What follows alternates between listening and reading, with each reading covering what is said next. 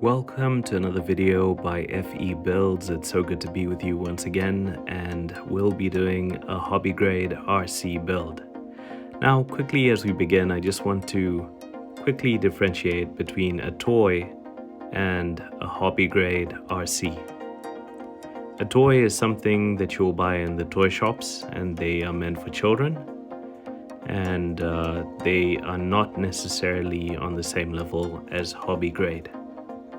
Hobby grade is something that you will buy in the hobby shops or RC shops, and their intended customers or the people who will use them are adults who know how to operate them and can handle them. What we have in front of us is a hobby grade RC, and it's a complete build, but what we will do in the process is twist things around a bit. We will follow the instructions, but we will also add our own FE Builds feel to the mix. So sit back, relax, and enjoy, and watch this get turned into this.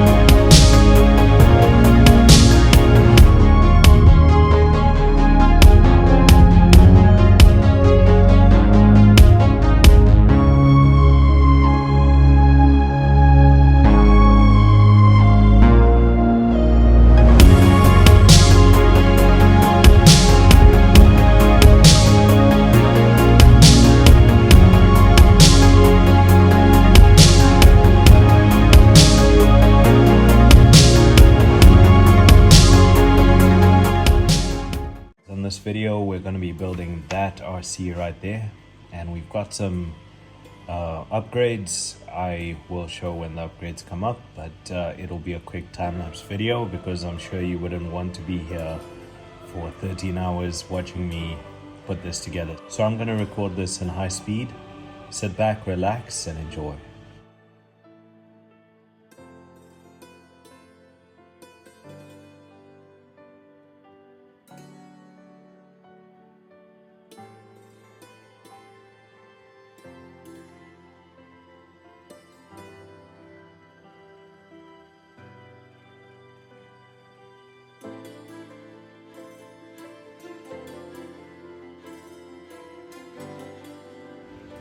Okay, so the gearbox is done. We've got some grease there. We greased up the gears nicely.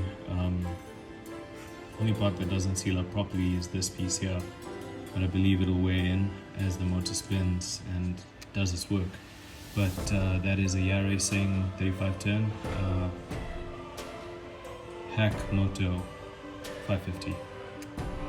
So let's see how this goes, and we're off to the next point. We're off to B. Enjoy.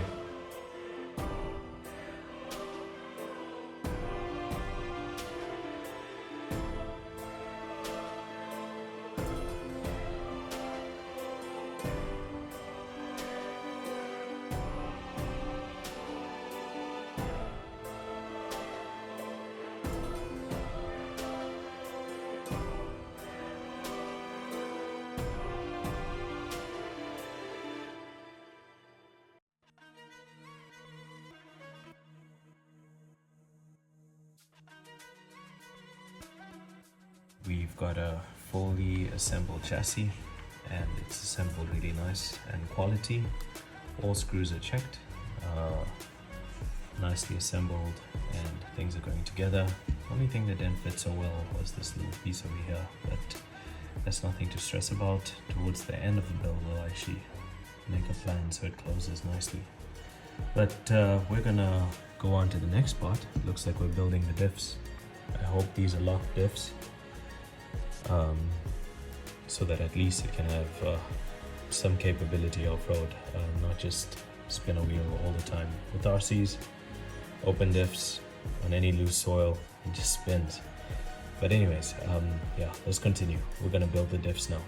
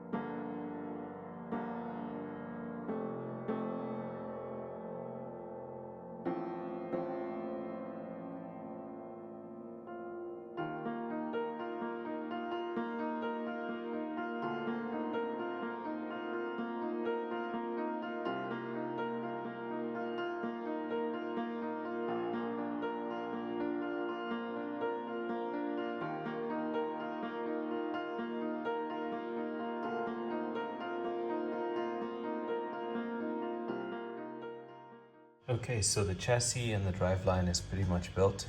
I've got some higher quality shocks, but they're a bit bigger. I want to try them out and see if they'll fit.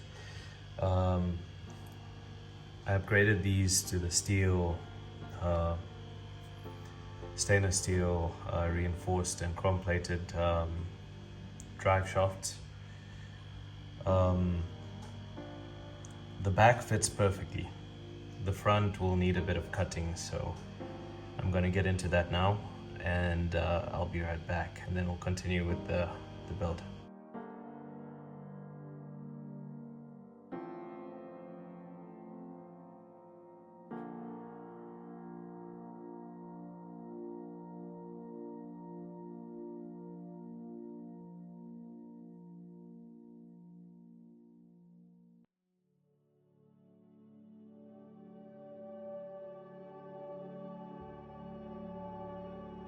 Okay, so we are done with the driveline. We've got locked at the rear and open diff at the front.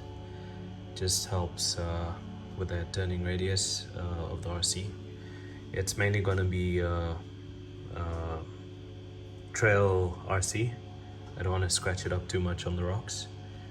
So I want to keep this really nice. I put a lot of attention to detail and a lot of effort into this. I have put stronger drive shafts because I believe the motor that I've put in is quite powerful.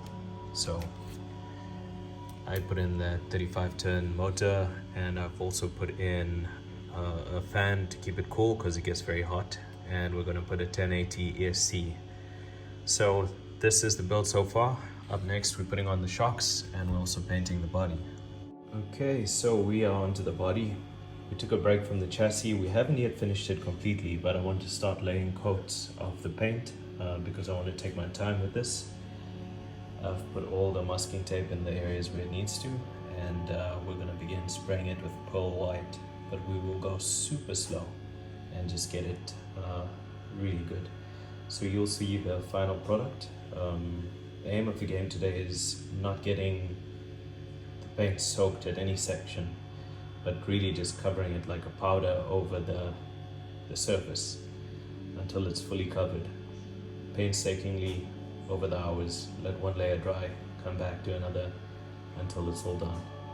So yeah, the car's been taped and it's ready for painting. So we're on to the shocks now, and simultaneously we're painting the body. I had these shocks lying around, and they have metal bodies and they have good seals and a good piston inside. They might just be able to take some nice thick oil. The piston has about 3 holes inside. I might put a medium strength oil in there and see if it works out. If it doesn't, then we can easily at any time swap out the shocks to the actual Tamiya shocks. But these came with one of my other crawlers where it took off the original shocks, and I put desert lizards. So yeah, this is something we're going to try quickly and just see if it works. If it doesn't, then it's not the end of the game. Still a lot we can do.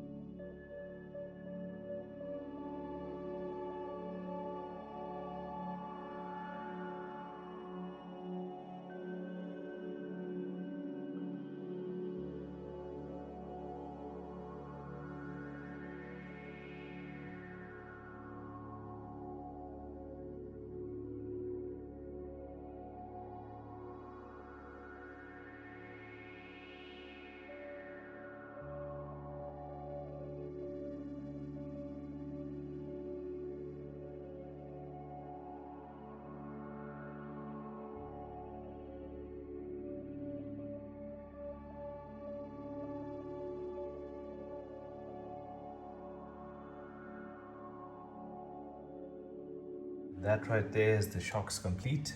I found some nice aluminium shocks and I modified them. Hopefully this will work with the body and it won't be too high off the ground.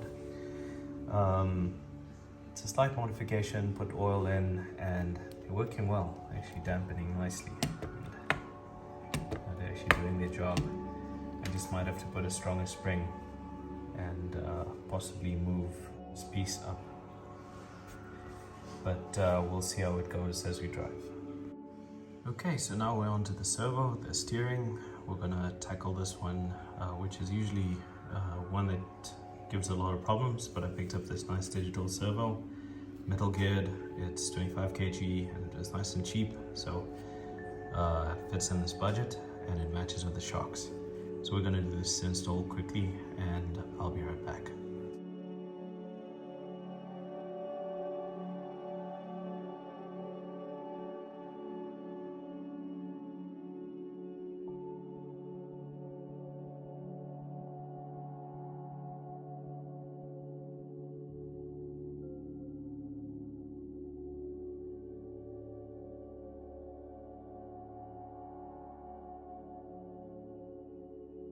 Okay, and the servo is in there, and yeah, it's ready to go. I like the fact that it matches with the shocks.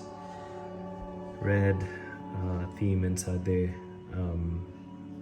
The rims are gonna be silver. They do come silver. I don't have any red paint, but yeah, it looks good. It's sitting there nicely, and now we're ready for the rest of the journey. Okay, so I glued all the tires and we've put the bearings in the front. We're going to put the tires on before we go forward with the electronics, just so we can test it a bit, and then we'll finish up building the rest of the chassis. Okay, so the camera died, unfortunately, but we've made some good progress. As you can see, everything's wired, the servo's connected, and it's working nice and smooth. This 1080 is an ESC that I've heard a lot of people talk about, but I myself have underestimated this. And I was just amazed as I was testing it out just now how it makes this brushed motor so smooth. So we going on with the build, and yeah, body's been painted. I'll quickly show you that now. Okay, so here's the body. I haven't yet pulled off the protective film off it. I'll do that after I finish building the chassis completely. But I also haven't drilled the holes in, but I think we're making good progress. These small marks here and there happen when you're painting.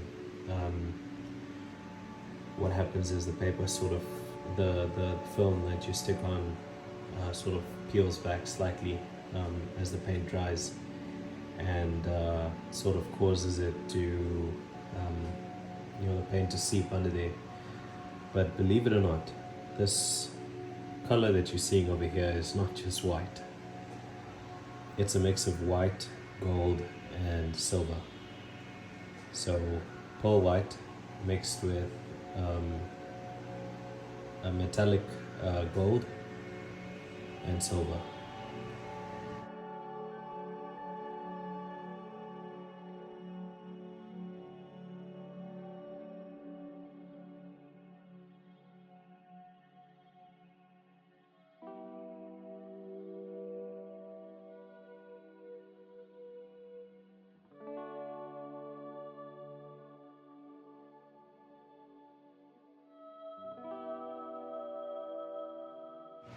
Okay, so that's basically it. We've got a rolling chassis. I haven't closed the receiver box yet because obviously we need to plug in the lights. So I'm going to set this aside, clean up the table a bit, pack away whatever's left over that I didn't use from other mods, because there's so many options of what you can do. And then we're going to work on the body. Okay, so we're going to pull off the protective film now. And I wanted you to witness this with me. I don't know how the color is going to look, because I basically started with pearl, ran out of pearl, put some gold, ran out of gold, then put some silver. So let's see how this goes. Almost got it.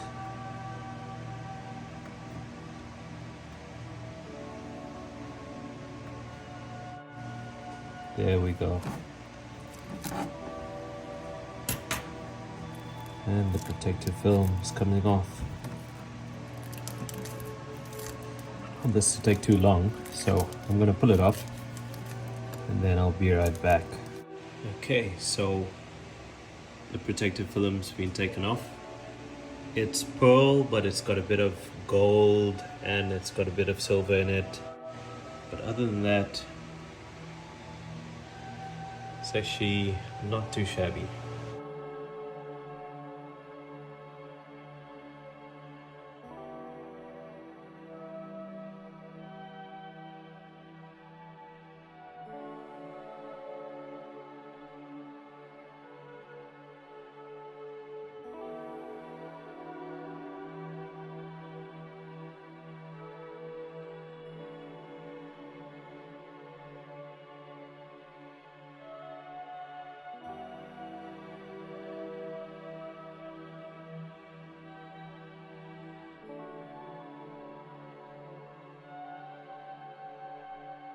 Okay, so we've painstakingly covered this grill with the film. We're going to paint it black. We're going to paint all these pieces black, and we'll be right back.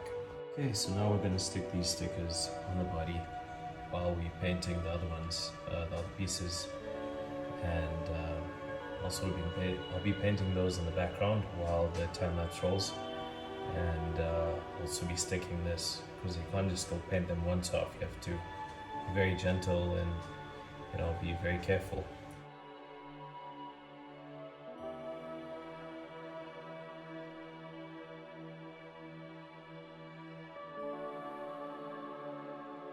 Okay, so just to wrap this up, this is the finished product. There are a lot of wires. It is a bit messy. It's one of my messier jobs because I had to make two light controllers work together to actually get all these lights to switch on. At the back, we filled all the sockets up with lights because there's the daytime running lights, then there's the reverse light / brake light. At the front, what I did is I noticed that this outer point basically fills the inner light too.